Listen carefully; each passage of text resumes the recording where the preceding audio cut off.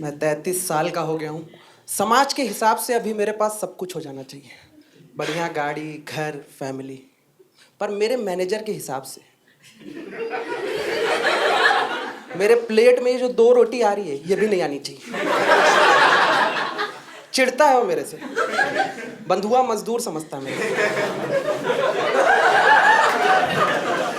मैं 8 साल से कॉमेडी कर रहा हूँ, मैं 10 साल से जॉब कर रहा हूँ। मेरे को अब समझता ही नहीं है मेरा पैशन है क्या। कहीं जॉब ही तो नहीं है मेरा पैशन। मेरे जो कॉलेज के दोस्त हैं उनको लगता है मैं 2 काम कर रहा हूँ तो मेरे पास ज्यादा पैसा है। उनको नहीं पता मैं कंगाल हूँ। मेरा एक दोस्त मेरे को कॉल किया, कह रहा है वॉर चल रहा है, डिप आया है, स्टॉक खरीद ले। मैं उसको बताया मैं डिप में बेचता हूँ।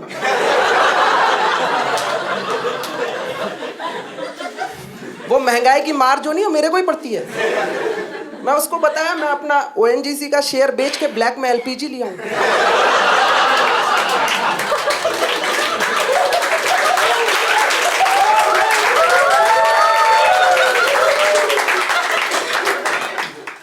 तो 2-3 साल पहले ना मेरा दोस्त आए, कहे कि देख तू 30 का हो गया, तू एवरेज दिखता है, तेरा पैसा भी नहीं है, तो कोई लड़की नहीं मिलेगी।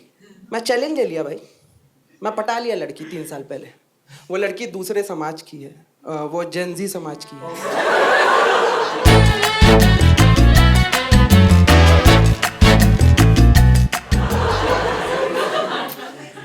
पर मेरे को बाद में पता चला कि उसको लगता था कि 30 तक तो सब अमीर ही हो जाते हैं। जब तक उसको मेरी हालत पता चली तब तक प्यार हो चुका था। फिर कुछ नहीं कर सकते। वो मेरी सैलरी सुन के रोती है, कह रही है इतना कौन कमाता है महीने का। मैं उसको बताया ये साल का है। दिवाली बोनस के साथ। मेरी और मेरी गर्लफ्रेंड में ना 7 साल का एज गैप है, 7 इयर्स का। घबराओ मत, उसको ये बात पता है। टेंशन में ही आ गए। तो जब मेरे दोस्तों को पता चला ना तो एक कह रहा आके लियोनार्डो डिकैप्रियो। जिसको नहीं पता, लियोनार्डो ना 25 साल के ऊपर की लड़की को डेट नहीं करता है। और मैं रिलेट कर गया भाई, क्योंकि मैं जब अपनी गर्लफ्रेंड को डेट करना स्टार्ट किया था वो 23 की थी। जब से 25 की हुई है पसंद नहीं आ रही। एक दोस्त आके कह रहा है शुगर डैडी। मैं कहा शुगर डैडी, मैं अपनी गर्लफ्रेंड को मैरी कॉम बना रहा हूं।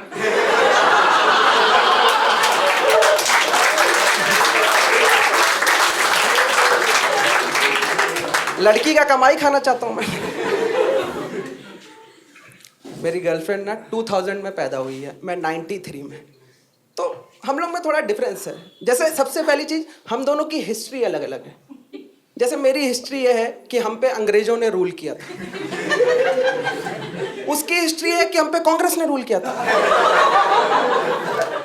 उसको लगता है प्राइम मिनिस्टर चेंज ही नहीं होता है। जब से हो संभालिए मोदी जी हैं। उसको लगता है मोदी जी और किम जोंग उन एक आदमी है। 7 साल बहुत ज्यादा होता है। पहली बार इस रिलेशनशिप में मेरा मेनोपॉज डिस्कस हो रहा है।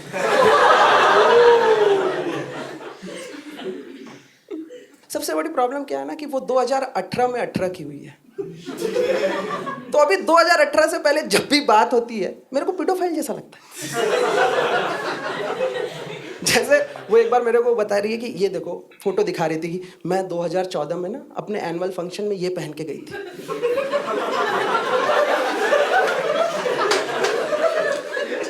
कहीं तुम क्या कर रहे थे 2014 में? तो मैं तो उसको बता ही नहीं पाया, मैं बीजेपी की रैली में दारू पी रहा था।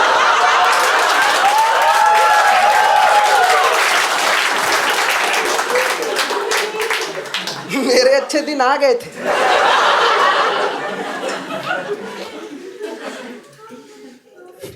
जैसे वो मेरे को ना बहुत नई नई चीज से इंट्रोड्यूस करती है। जैसे 2 साल पहले वो मेरे को पूछी, सीधे मौत देखने चलोगे?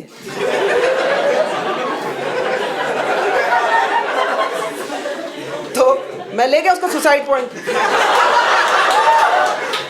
कह रहे अरे चूतिए रैपर होते हैं। जिनको नहीं पता, वो रैपर हैं, 2 लोग हैं, एक का नाम सीधे, एक का मौत।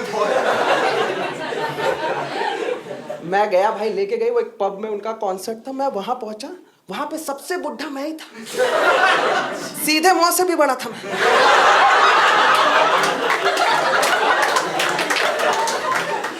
रात का 2 बजा, पब वाला मेरे को ही चाबी दे रहा है, कह रहा सबसे समझदार आप ही लग रहे हो, बंद करके चले जाना।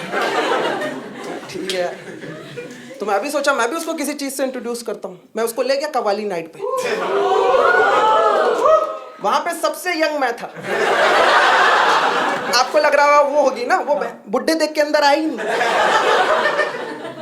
वहां पे भी चाबी मेरे को ही दे रहे, कह रहा बाकी लोग का हाथ कांपता है।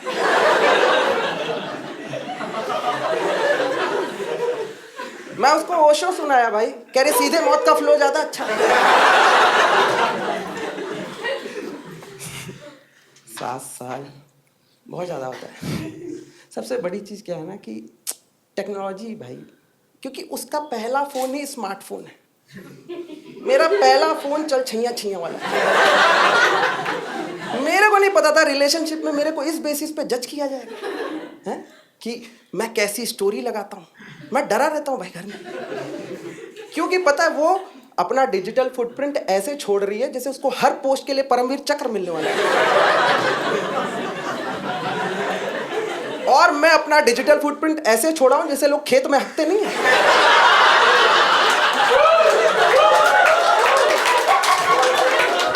कि हगे और उठ के चले गए। मेरे को क्या पता था उस दिन उस खेत में मॉल बन जाएगा। मेरे को लगा था ऑर्कुट की तरह बंद हो जाएगा फेसबुक। वो उसको नहीं पता मैं फेसबुक पे हूं। तो एक दिन क्या हुआ ना, मैं एक स्टोरी लगाया, भाई मेरे को कॉल कर दी, कह रही हटाओ ये कितना क्रिंज लग रहा है। मैं कहा ये क्रिंज लग रहा है तुमको अगर मेरा फेसबुक प्रोफाइल मिल गया तो हम दोनों सुसाइड करेंगे। क्योंकि भाई उसमें मैं आपको बताऊं, मेरी एक कवर फोटो है, कवर फोटो। हम 2011 में ना क्रिकेट वर्ल्ड कप जीते थे धोनी के कैप्टनशिप में। मैं कवर फोटो लगाया हूँ, 5 हम लड़के अपनी नंगी पीठ पे लिखे हैं माही मार रहा है।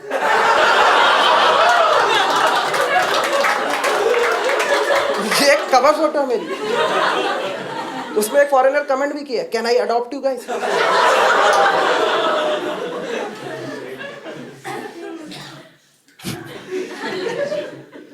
मेरे को ना वैसे बहुत कुछ सीखने को मिला जेनजी समाज के बारे में। जैसे सबसे बड़ी चीज मेरे को पता चली कि मेरी गर्लफ्रेंड बस रेडी होके बाहर इसलिए जाती है कि उसकी अच्छी फोटो ली जाए, बस इसीलिए। वो मेरे को बताई भी, मैं बॉयफ्रेंड भी इसीलिए बनाई हूँ।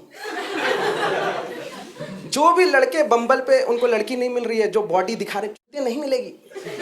लिखो कि मैं किसी भी फ्रेम में फोटो ले लेता हूँ, एटलीस्ट 2 डेट पे तो आई जाएगी कि अच्छा खींच लेगा। और मेरे को तो भाई बिल्कुल फोटो लेना एकदम ही नहीं आता, मैं एकदम ही घटिया हूँ। और जब से ये बात उसको पता चली है, बाहर विधवाओं की तरह जाती है।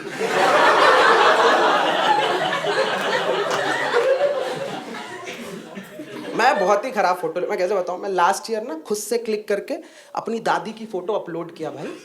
एक बंदा आते पहला कमेंट, ए लाश की फोटो मत डाल। नीचे लोग आरआईपी लिख रहे हैं। मैं कहा कुर्सी पे बैठी है औरत यार। मैं बहुत ही गंदा क्लिक करता हूँ। तो अभी क्या हो गया ना, हम जब भी बाहर जाते हैं हमको पता है 10 मिनट में हमारी लड़ाई होगी, क्योंकि पता नहीं उस पगली को क्या लगता है कि आज सीख गया हूँगा। वो एकदम मेरे पापा की तरह हो गई है। उनको भी पता चल गया था क्लास 8 में नहीं निकलेगा IIT, पर 12 तक पैसे लगाए जा रहे हैं। तो एक बार क्या हुआ ना, हम लोग आरंबोल बीच गए थे, पता है ना गोवा में बीच है, गए हम वहाँ पे। ये पूरा रेडी वेडी हुई, बीच पे कोई नहीं है, बेचारी गई 2-3 बार अपने से सेल्फी का ट्राई की, फिर नहीं हुआ, फिर मेरी तरफ देखी। मेरा तो मन क्या सीधे तैर के पाकिस्तान चला गया, धुरंधर ही बन जाऊं उधर। फिर बोली क्लिक करोगे, मैं बोला हाँ, क्या ऑप्शन क्या है। तो भाई मैं 1-2 क्लिक किया, लड़कियां थोड़ी अच्छी होती हैं भाई, तो मेरे को ना 1-2 बार समझाई, ऐसे नहीं ऐसे फ्रेम में। बोला ठीक है, 2-3 और क्या, पूरा भड़क गई, फिर एकदम चूती हो क्या।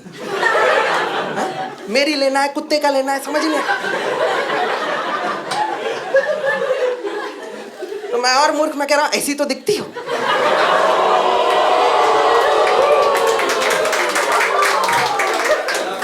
गलत मूव। तो फिर वो ऐसे बोली कि अरे यार इतना अच्छा लैंडस्केप है, यहाँ पे तो कोई भी अच्छी ले लेगा। मैं कहा ऐसा नहीं है, कुछ तो होंगे मेरी तरह जो नहीं ले पाए। कह रही कोई भी ले सकता है। बगल में एक नारियल वाला था, कह रही ये भी तुमसे अच्छी ले लेगा। मैं कहा ये तो बिल्कुल नहीं। तो हम लोग बुलाए नारियल वाले, भैया एक बार आ जाओ। तो जनरली क्या होता है, बुलाते तो कपल की लेनी होती है। वो आया तो पहले वही शौक में चला गया। फिर मैं उसको कैमरा दिया, साइड में खड़ा हो गया। तो कह रहा आप नहीं। मैं कहा मैं चाचा हूं, तू खींच बैठ।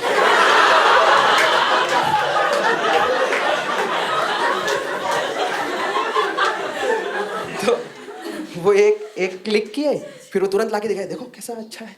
मैं सच में अच्छी थी। फिर भाई उधर उन लोग का मोमेंट बन गया भाई। अरे मतलब वो फोटोशूट स्टार्ट हो गया। बोला मैडम आप ऐसे खड़े हो, आप ऐसे खड़े की तरह खड़ा हूँ और मेरा नारियल वाला मेरा गर्लफ्रेंड फोटो ले रहा है। मैं नारियल की दुकान पे खड़ा हूँ।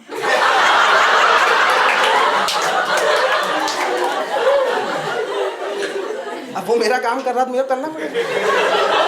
अचानक से दो लोग आए भाई, मेरे को ऊपर से नीचे देखे, कह रहा मलाई वाला।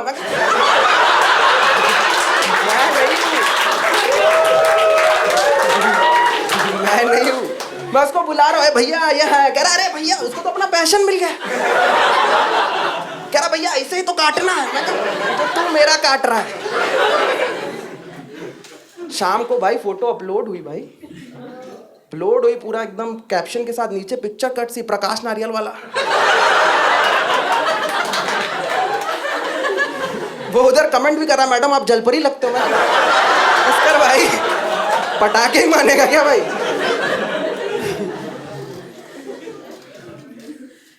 तो मेरे को ना काफी चीजें से सिखाती है वो। जैसे बोली देखो यार तुमको कुछ आता नहीं है, पैसा है नहीं तुम्हारे पास, एटलीस्ट रोमांटिक हुआ करो। मैं कहा रोमांटिक? मैं कहा मैं हूं तो रोमांटिक। कह रहे तारीफ किया करो मेरी, अच्छे से कुछ किया करो। मैं कहा इतना तारीफ करता हूँ। तो फिर वो मेरे को अपना डीएम दिखाई।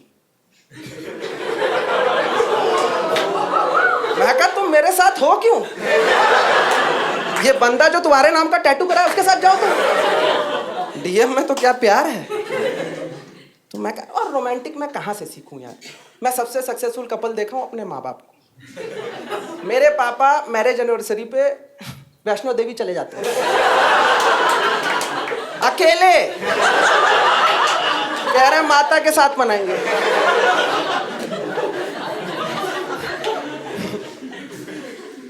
तो मेरा एक पोएट दोस्त है ना, वो बहुत रोमांटिक है। उसको एक बंदी नहीं, बस रोमांस है उसको। तो मैं उसको कॉल किया, मैं कहा भाई रोमांटिक कैसे बनना है बताओ यार थोड़ा। कह रहा रोमांटिक क्या, तारीफ करो थोड़ा, ले जाओ बाहर बाहर। कह रहा बताओ सबसे पहले तुम अपने गर्लफ्रेंड के बारे में क्या सोचते हो। मैं कहा बहुत अच्छी लड़की है। कह रहा और? मैं कहा उसके घर वाले बहुत अच्छे। कह रहा अरे मैं अंदर से कुछ बताओ जो तुम्हें फील होता है। मैं कहा अंदर ज्यादा देखता हूँ सुसाइड करने का मन करता है। कह रहा है देखो जैसे तुम्हारी गर्लफ्रेंड का करली हेयर है। बोला हाँ करली हेयर तो है। कह रहा उसके बाल की थोड़ी तारीफ करो। कह रहा उसके गले पे तिल है। तू बहुत नोटिस कर रहा है मेरे बंदे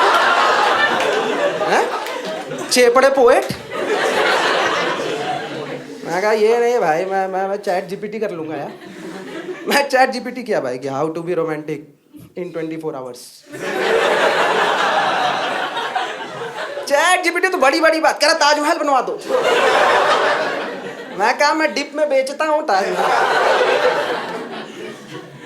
तो फिर वो मेरे को एक बढ़िया सजेशन दिया। कह रहा देखो आपका पार्टनर कभी अगर बाहर से आ रहा हो ना, तो आप ना उनको एयरपोर्ट चले जाओ पिक करने और फूल वूल लेके जाओ, लड़कियों को ये बहुत रोमांटिक लगता है। मैं कहा ये तो कर सकते हैं यार, पर इसका इशू ये है कि मैं पुणे में रहता हूँ, मेरी बंदी मेरे बिना कहीं जाती ही नहीं। तो मैं सोच रहा था कहीं जाए। तो एक दिन वो नवी मुंबई गई थी। आपको पता है नवी मुंबई? ये पुणे है, ये नवी मुंबई है, ये मुंबई है। तो मैं क्या किया, मैं उसका मुंबई से पुणे का फ्लाइट करा दिया। रोड से 2 घंटे में आ जाती, पर अब 6 घंटा लगा उसको, क्योंकि मेरे को रोमांटिक होना था। मैं एयरपोर्ट पहुंचा भाई फूल वूल लेके। और ये बाय द वे मैं बता दूं, मैं अपना मैक्स कर रहा हूँ। ये मैं अपना किसी एक्स गर्लफ्रेंड के लिए कर दिया होता ना, वो अपनी किडनी भी दे देती मेरे। मैं एयरपोर्ट पहुंचा भाई, आई वो, मैं उसको फूल दिया भाई, 0 रिएक्शन। ऐसा लग रहा है मैं सुबह का अंडा लाया। इससे ज्यादा मेरी माँ अंडा लाने पे रिएक्शन देती है, और वो वेजिटेरियन है औरत। बस अप्रिशिएट करती है। तो मैं ही फिर बाद में थोड़ा बोला तुमको कुछ स्पेशल नहीं लगा? कह रही स्पेशल क्या, एटलीस्ट सनफ्लावर तो लाते। अब मैं उसको क्या बताऊं, भिखारी यही बेच रहा था।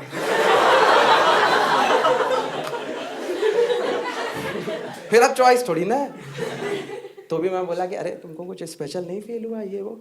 कह रही स्पेशल क्या, ये तो बेयर मिनिमम है। उस दिन मेरे को इस समाज का ये वर्ड पता चला, बेयर मिनिमम। भाई मैं आपको बता दूं, आप जो लोग भी हो, आप अपनी बंदी के लिए जो कुछ करना चाहते हो वो सब बेयर मिनिमम। आपकी सोच जहां तक जाती है वो सब बेयर मिनिमम है।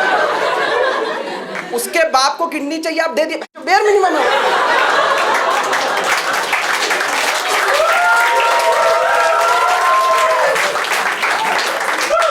ससुर के लिए इतना नहीं करोगे? मैं उससे पूछा इसका कोई एंड है क्या? कोई तो एंड होगा, कोई छोर का अंत तो होता है। कह रही कोई अंत नहीं है। मैं कह रही एक है प्रिंसेस ट्रीटमेंट। मैं कहा प्रिंसेस ट्रीटमेंट क्या होता है? जैसे बोले मेरे पापा मेरे को रात में भी 2 बजे कुछ चाहिए ला के देते, मैं एग्जाम में कम नंबर भी लाऊं सपोर्ट करते हैं। मैं कहा देखो प्रिंसेस ट्रीटमेंट देगा कौन? प्रिंस। मैं तो बंधुआ मजदूर हूं। आज की दिक्कत यही है, सारे बंधुआ मजदूर प्रिंसेस लेके घूम रहे हैं। पर मुझसे उसके बाद से मेरे को एक चीज और समझ में आई कि आज तक मेरा बाप जो कुछ भी मेरे लिए किया है वो तो बेयर मिनिमम है।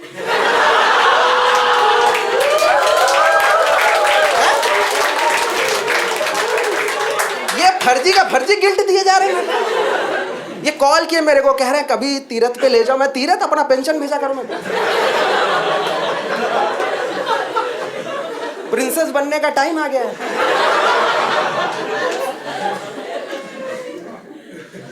काफी कुछ सिखाती हो मेरे को। जैसे मेरे को एक चीज और वो सिखाई, एक दिन बहुत उदास थी वो। बोला क्या होगा, क्यों उदास हो? कह रही मेरे को ये मॉइस्चराइजर लेना है। मैं कहा ले लो मॉइस्चराइजर, क्या हो गया? कह रही इसकी पैकेजिंग बहुत घटिया है। क्या अंदर का माल बढ़िया है ना? कह रही वो तो बहुत मस्त है पर पैकेज में, उससे क्या हुआ? कह रही मेरे बाकी जो प्रोडक्ट हैं उनके साथ ये जाएगा नहीं। मैं कहा तो उससे क्या होगा? कह रहा एस्थेटिक्स खराब है।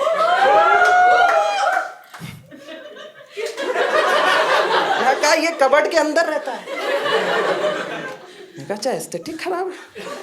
तो मैं थोड़ा कूल बनने गया। मैं बोला कोई बात नहीं, तुम बॉयफ्रेंड भी तो इसी बेसिस पे बनाई हो, पैकेजिंग खराब है। कह रहा तेरा अंदर का माल भी खराब। मैं कहा क्योंकि मैं एस्थेटिक कहाँ से सीखूं भाई? घर से, अपने पापा से, मम्मी से। मेरे हम लोग के घर का एस्थेटिक, हमारा जो बनारस में ड्राइंग रूम है ना, वो हमारा मेन एस्थेटिक है जो हम दुनिया को दिखाना चाहते हैं। पिछले वाले रूम में वो चली गई तो सुसाइड करेगी, क्योंकि वहां तो हम भूत बुलाते हैं मतलब। और वो एस्थेटिक हम बताएं आपको कैसा है वो एस्थेटिक। उस ना रूम में 4 ब्लॉक है, 4। पहले ब्लॉक में ना हम एक फोटो फ्रेम रखे हैं जिसमें उसी गोरी मॉडल की फोटो है जो आई थी, क्योंकि उससे अच्छा कोई दिखता नहीं है। दूसरे ब्लॉक में ग्लोब है। तीसरे ब्लॉक में लाफिंग बुद्धा है। चौथे ब्लॉक में एक और फोटो फ्रेम है जिसमें नाना नानी की, मरे हुए नाना नानी की फोटो। आप देख रहे हो, ये हमारा एस्थेटिक है। कोई घर में घुसता है उसको लगता है पजल है। वो आप पजल सॉल्व करोगे आपको पता चलेगा मेरा नाना ही नानी मारा है। वो गोरी मॉडल के लिए।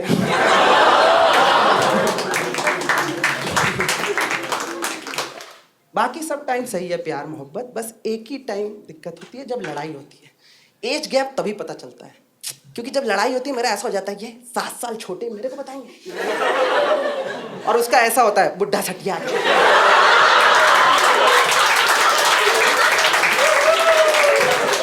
तो एक बार ना हमारी लड़ाई हो रही थी बहुत, मेरे को साइड में ले गई। कह रही है क्या है ये, क्या बात कर रहे थे, क्या बोल रहे थे? मैं कहा अभी तो मैं कुछ गलत नहीं बोल रहा, हो सकता है तुम पुरानी बात सोच के बोल रहे हो।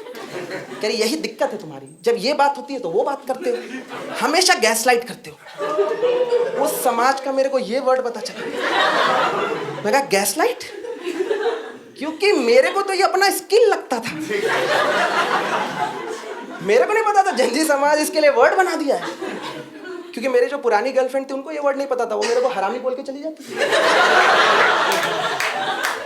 पर उसकी बातों से मेरे को एक चीज और समझ में आई कि आज तक मेरा बाप भी बस मेरे को गैसलाइट ही किया जा रहा है। हाँ? मैं बोला था कि मेरे को क्लास 3 में ट्रिप पे जाना है, पिकनिक पे, तो कह रहा है क्लास 10th में 90 लाओ। इतना बुरा गैसलाइट कौन करता है? थैंक यू यार तुम लोग। नहीं एक सेकंड, वैसे मैं ये बता दूं, ये बिट बाय द वे मैं 13 जून को YouTube पे रिलीज कर रहा हूँ, क्योंकि उस दिन मेरी गर्लफ्रेंड का बर्थडे है। आपको लग रहा होगा सरप्राइज है, अब ये बेयर मिनिमम है।